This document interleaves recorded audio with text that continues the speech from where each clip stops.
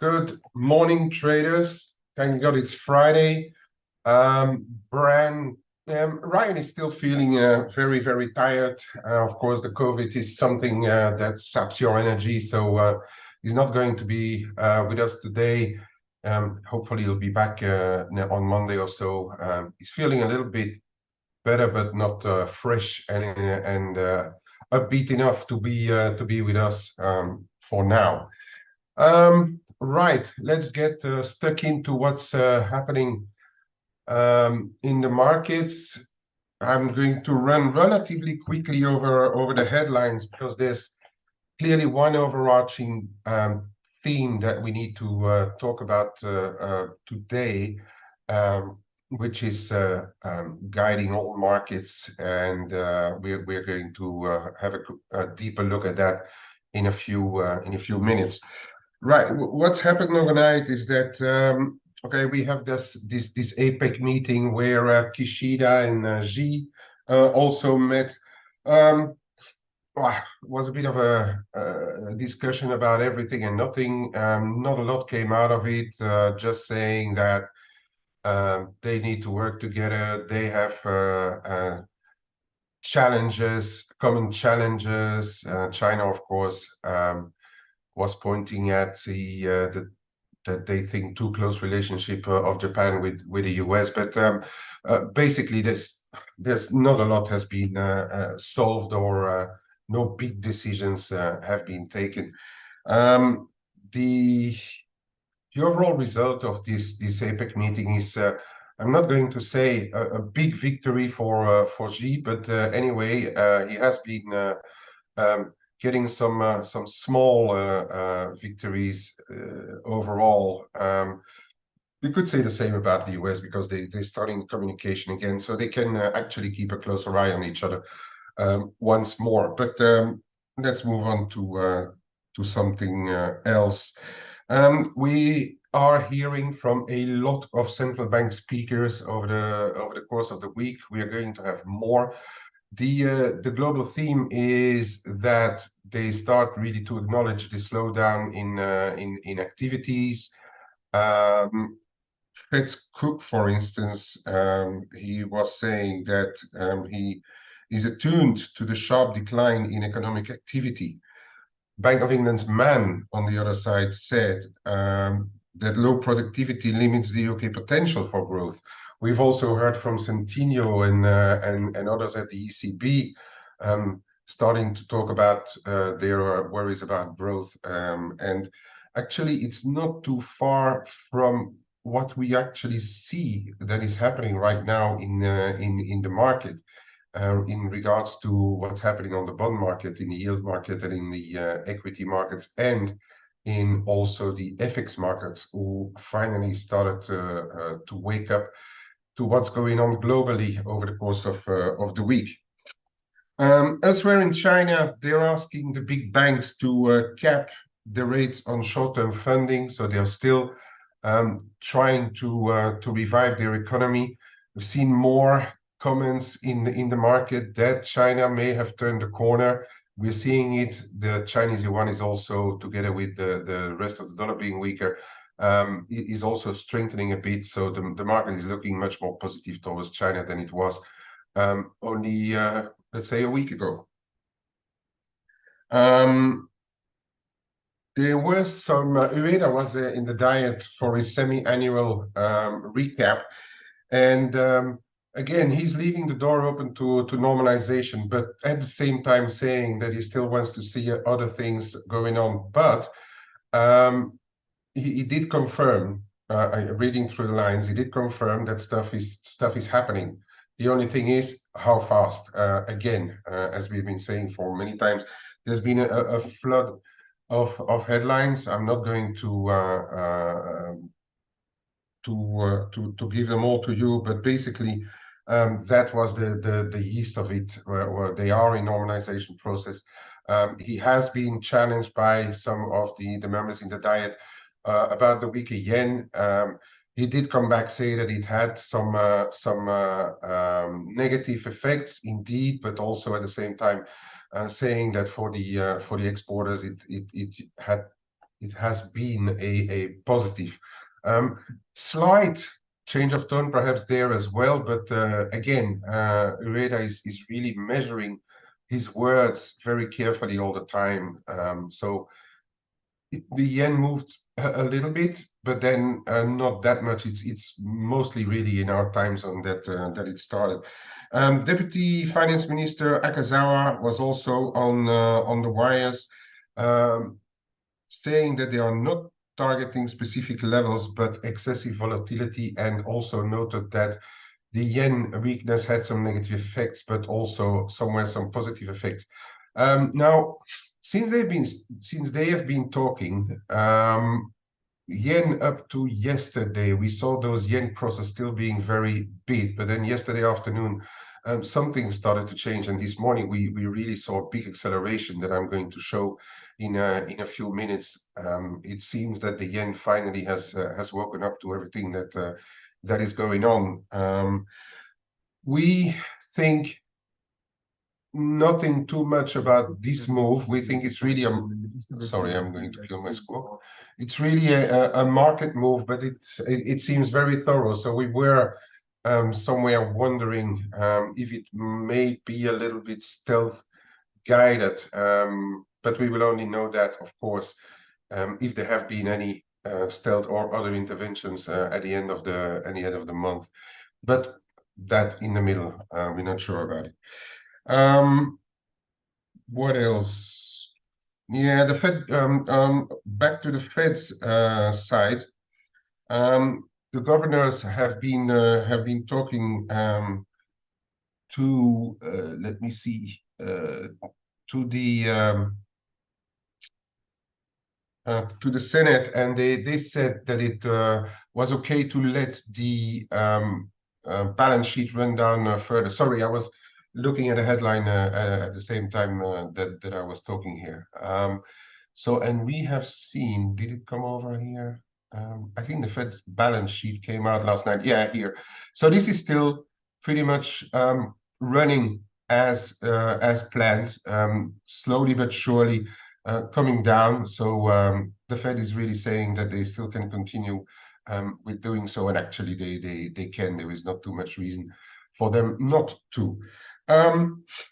There's a bit of pressure building in the Middle East on Israel not to go beyond their actual targeted operations, and the US and the EU are starting to push for a United Nations force to come into post-war Gaza. So they are trying to put pressure on Israel not to let the thing really spill over to anywhere else.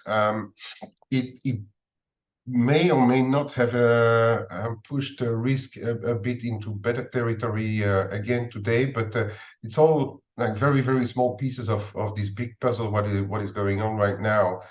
You know what? I'm going to leave it there for the headlines, and perhaps we can move straight away to what is happening in the markets, because there is a big thing going on. Yeah, just lastly, a bit of the numbers. Yesterday we saw this continuing jobless claims continue to tick up. We saw the Philly Fed come in better than expected, but all the components were markedly weaker than the capex is still negative. Employment index is starting to fade.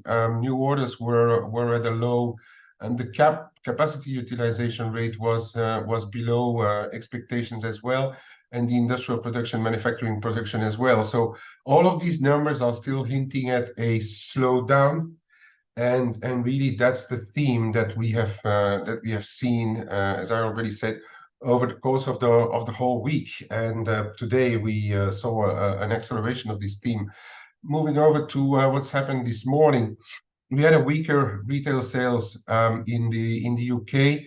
The ex-fuel as well coming in quite a bit weaker than previous, and even the revisions were a bit worse. So sterling even though in the last hour sterling is recovering some of its losses on the back of this weaker retail sales, but sterling is still somewhere in the box of the less buoyant currencies right now. And actually, same could be said of the euro, which is not really gaining any new ground, and I will show you why in a minute. The European final CPI reading came in as expected. Nothing too much to mention there, really. And I think that is about it, unless you guys have seen anything else that I really need to talk about. But that's about it. The PPI in the Kiwi landed a bit higher than expected, but it's really a dollar move there, and those Kiwi data have not really had an impact on stuff like Aussie Kiwi, for instance. So Kiwi is just in the lot with the dollar. Right. Let's move on to what's happening in this market, okay? Just give me 1 sec, bear with me.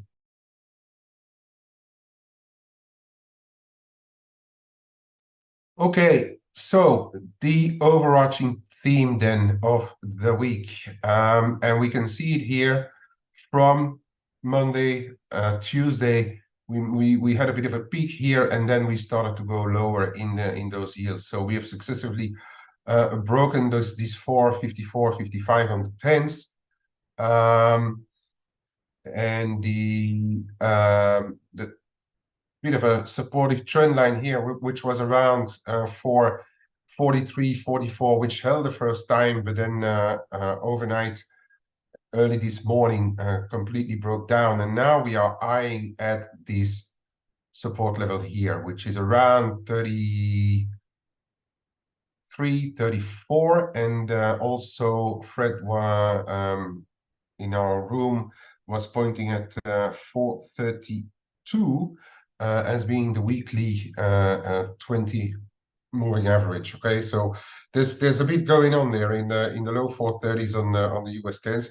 I already highlighted this at the start of the week, really, or throughout the week, that it was possible that we were going to for a test of this level, and that is exactly what we are on the way of doing. So looking at what is to come later in the day, we have building permits. We have and on the data front in the US, that's the only thing that really comes out. But if they show a weaker number, I would say that before the week is over, we are in a possible test of this level. Okay, we need to get now back above 446, 47 to undo this move and to start to creep higher again, perhaps next week on the back of, again, a relatively busy schedule for the US Treasury issuances. But before the week is over, I suspect there is not much on the horizon to really turn this around. So I wouldn't be surprised if we end the week relatively close to this support level. Ali, what do you mean by late in today's lecture? So we also see it so it's globally throughout the whole spectrum, right? But to continue to talk about the yields, we also see it on, for instance, the German yields, which are also coming off and which are equally have broken the same-ish support line, and that explains what's happening in those differentials, and that is then going to all right, Ali, going to keep this euro dollar and the cable, for instance. I'm looking here at the sterling differentials. They are still not really moving higher. We do have a global dollar move, let's say this morning, from the highs in the dollar this morning and the lows in the cable and the lows in the euro dollar. We do have a move because, as I already explained a few times, the dollar is the biggest market, okay, and that's where the biggest money is floating around. So we do have a bit of a push up in euro dollar, push up in the cable as well. But those differentials, and I think I've got the euro here. Yeah, those differentials staying in those boxes are preventing from big breakouts on stuff like euro dollar and the cable, for instance, barring the occasional move. But moving over to the currencies, one that has really woken up today specifically is we had already a move yesterday on the back of those lower yields, but one that has really woken up today is the yen. I would say welcome back, Mr. Yen, because it's been a really, really big move here, and it's global. It's on all the yen pairs. It's not only dollar yen, but we can find it back on the euro yen, sterling yen, you name it. All those yen pairs are much lower. I think the market has finally woken up to what's happening, where the yields are coming down elsewhere, everywhere. That is what I've already been mentioning quite a few times. The yen will be able, or only be able, but will be able to strengthen when the rest of the world falls apart around it, which we can safely say that for the time being, the rates pushing down everywhere. If you look at the UK, this is the UK actually coming into support as well. Canadian yields are lower, Aussie yields are lower, okay? So this is all positive for the yen. And also what has been happening in the energy market. We have seen oils coming down quite a bit. The recovering just slightly today, but really they've been under quite a bit of pressure lately, and all of that is the combination why the yen is finally starting to strengthen a bit. It could be, and again we will leave that in the middle until we know or we hear enough of it. It could be that the MOF having been quiet, very quiet, too quiet, as we were saying through the course of the week, that it's been a bit of there's been a bit of a stealth move there because it's global on the yen process. But anyway, it has finally started to move. So now we are back down below this first line of support. The next one coming in around 148.80 and then 148.40. And as I was telling you already earlier this week, this is going to be an important zone here, that 148.30.80. The top of the daily cloud is coming in around 148.35.37, and we are right now trading on the 55 DMA. Okay, so this zone here is going to be very important to see where we close the week. I am still running a piece of my 150.5 put, which has been doing really very well. If it comes down here, I'm for sure going to cover all of it, and then see where we go. The thing expires on Monday. I just hope for now a bit more volatility, and that will have been another pretty decent trade, I must say. I've been able to trade it around quite a bit. So that is already answering half of your question, Mike. The dollar yen 149, it could be, but again, in me personally, I'm going to wait and see if we can get down here, or if we start to get back above 149.90 figure. Of course, if the yields, if those yields are all holding, likely dollar yen will hold. But then you take a bet on the yields, right? I do think that when or if the US 10s can go for a test of this 432.33 zone, we may be closer to the top end of the cloud, and that is going to give you a pretty good level together with that the 140 together with the 148.40.80 that I showed before, which in my opinion is a decent enough support zone around here. Okay, and then perhaps hide your stop below 148, I would say. But for me personally, I'm not entering a long dollar yen right here and now. Now that being said, Ali, over to your question. Euro dollar, you are a bit long right now, if I saw that correctly. Around 53. Yeah, I mean it's all right. To me, we're in a bit of a range, right? And I explained also why, because the European yields are coming down together with the US yield. So we are in a bit of a range.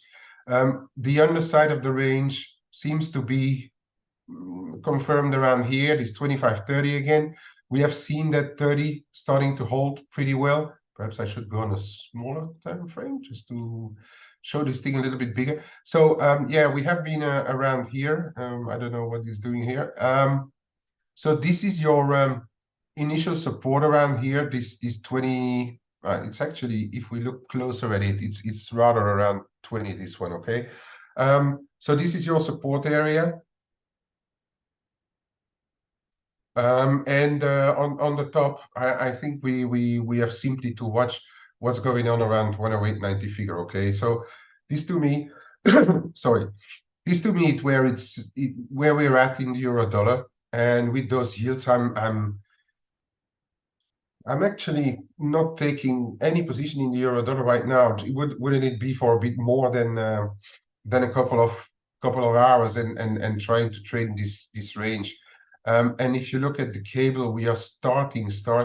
Okay, we could argue that we are building a flag here and that we're going higher. The same thing actually was said in the euro dollar as well, that we could be building flags to move to break out higher again. Could be if the US market is still a bit too long dollars. But on the other hand, we have to acknowledge that we are in rather after an initial move, having done ranges, okay, in those two currencies. And look, we are capped up there by the 100 DMA. And as I said already before, there's a few interesting levels as well in the cable just above 125 towards the 125.5. I think this is an important zone. If ever we can go and retest that, it's going to be a very interesting watch on this cable. All right. On the downside, we are turning around and seeming to cap somewhere around this 200 DMA right now, which is also a bit of this prior high. I think the cloud is still hovering around here as well. This is 124.33. So this is should be a level interesting enough to monitor for potentially around the close today, whether we are above or below this level.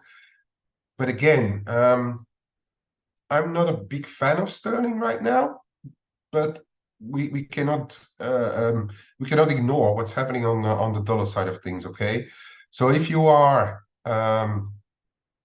in sterling, perhaps euro sterling is one to watch.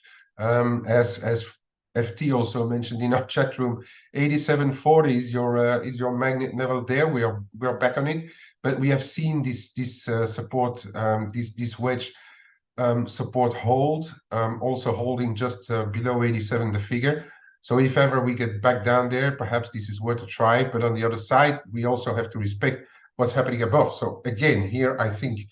And then if you look back at what I showed on the differentials, sterling is always going smalls faster than the euro in whatever happens, whether it's in gilts or European yields as well, because of the liquidity effect as well. But if you're in sterling, perhaps have a look at that. But of course, this one too. And this was in a very interesting zone. It never reached there actually, but I was watching something around anywhere in the 189s, but it's been rejected now. And I do think this is a good enough rejection to start monitoring. So I'm just not going to take the September blip, but let's say the last move here, and see where we could reasonably go back to. So the first level is around, I think, 183, 180, towards the 184 level. But if ever the yen continues to strengthen, which for the time being we cannot rule out, I do think that there is perhaps a decent possibility to go closer to 180 again, okay? That in case the yen is continuing to weak, to weaken. I reckon for today it's got a good chance for the yen because of the moves. I would say that the US is not going to completely reverse what's happening in the bond market today. So my just feeling is that the yen may still shine a bit here. And going on to the euro yen, you remember I was showing this weekly thing around 164.5, and look where we went to the test yesterday. We just stopped shy of it, all right. 164.5 is a pretty decent level. And then if we look a little bit closer, we could still be forming a kind of a wedge or channel around here. The support line is around 162, the figure where we are not too far away from. And then if that would not be enough, then we have to start to look at what's going on below. I'm not calling a complete reversal of the yen here just as yet.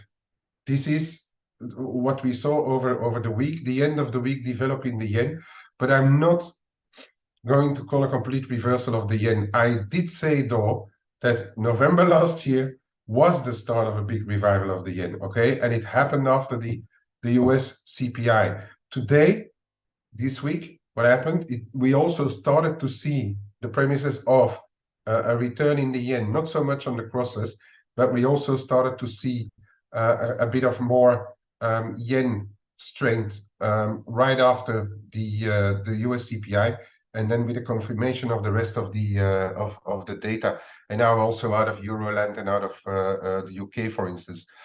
So here is your support. It's around 162, okay, in the euro yen. I'd watch that. If we start to go below, it's already been a pretty decent move, but I mean, if you compare it to the move that we had, it's still very small. So the yen, if we would see a reversal for a prolonged period, the yen has massive room to strengthen. For that, we are going to have those yields continue to go down. Okay, today it may just be enough to strengthen the yen more, but then we will have to see what happens next week on those yields. If they continue to weaken, then I think that the yen may be indeed in for a more prolonged period of recovery. Let's put it that way. And where this recovery can take us to, I think 158 is already going to be a big zone. And then here, this is going to be massive, around 156 to 157, and just below 155. So these are going to be big levels to watch. Is it possible that we break today? Completely. I think so. Is it possible that it is prolonged? I think we will need to have to wait for next week, okay? And it's about the same on all our yen pairs. If you look at Aussie yen, here we are, okay? Pretty much the same kind of picture there, a little bit different, but the same kind of picture. 96.90, 96.80. We're trading 97.20, all right? So this is your support. And can it go further? Again, yes. Can it go much deeper? I'd say watch what's happening at 95 if we get there, all right? So these are the levels to watch. If yeah, Kiwi yen is actually a pretty strange one, because if you look at this, it never really confirmed. Oh, this is the weekly. Sorry. I'm on the wrong view here. Okay, we are no, we are roughly the same. But if you look at Kiwi yen has been much less sexy, and I haven't traded it because I've got this little bit of I'm long Aussie Kiwi, by the way. So I'm not really impressed by what's happening in Kiwi land. So I haven't really been monitoring. I know it's an interesting pair, Giuseppe, but you know, you can only watch as much. You know, there's only as much that goes into one brain, and if it's like mine, it's not a big one, so I cannot store too much in there. look on the dollar Canada, because oil was on the move and the Canadian dollar has been underperforming. This is where we went up again yesterday. This is the dollar move that we are seeing this morning.